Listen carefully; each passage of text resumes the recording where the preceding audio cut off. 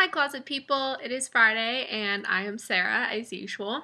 This week's topic is coming out of the closet and how you deal with people's reactions and all that good stuff. So let's get into it. There are so many points I want to make this week, so I'm going to try to merge this all into one little understandable thought bubble as easily as possible.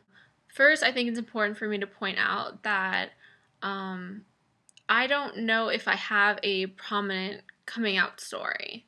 A lot of people build up so much stress about coming out and how it's this big identifying moment in their life, and for me it never was. The only people I've never told and don't really plan to are my parents. I grew up in an interesting family where my dad was essentially gay and left my mom for a man when I was around 6 years old. He's never discussed it with me, never discussed it with any of my family as far as I know. They just separated, divorced, all of that.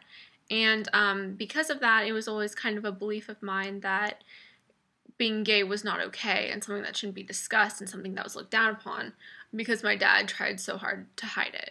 I remember when I first met my best friend, and I'd already told him I was bisexual, and we were having just a random conversation one day about life, I guess, and he made a comment about how if he had gay kids, he wouldn't love them as much because they wouldn't be able to reproduce. I'm not an emotional person, but that really affected me, and I just kind of went outside and disappeared without telling him where I was going and just sat outside and cried for a while. It's comments like that that I think really make it even harder for me to ever want to come out to my parents, because if it's that easy for him to say he would love a child less for being gay, then I can just imagine how easily that would translate to a real life scenario, and how my dad, especially if he's ashamed of being gay, how he would love me less if he found out that I also inherited some of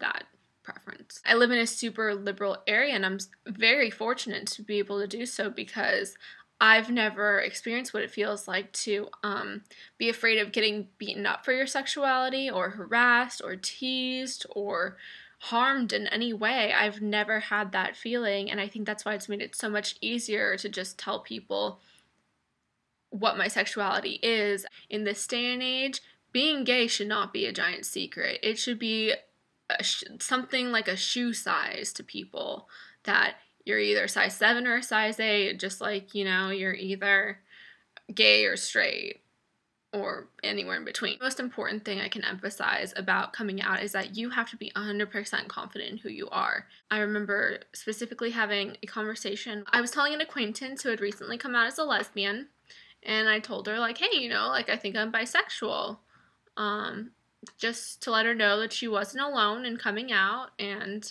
her response, oddly enough, was, "No, you're straight."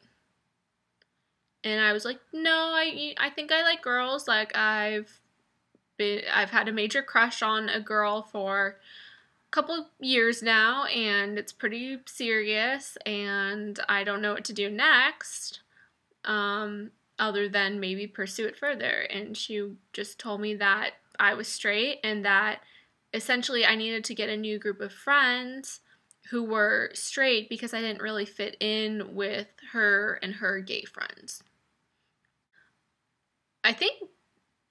I don't know if anyone else has ever experienced anything like that, but the last person I would expect to judge me is someone within the gay community who has already been judged by others.